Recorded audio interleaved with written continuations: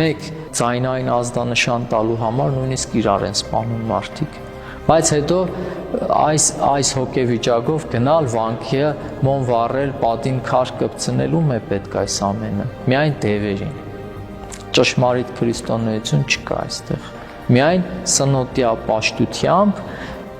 կրոնական որոշալի հավատալիքներ եւ սատանան մեզ այսպես խաբում է, ասում է՝ դու լավ քրիստոնյա ես, դու գնացիր այսինչ սրբավայրը,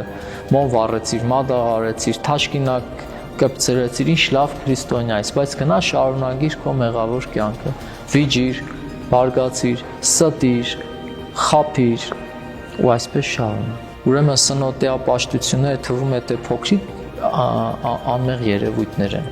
բայց այս սնոտիա պաշտությունները հորինված են սատանայի կողմից, որպեսզի մեզ հեռու պահեն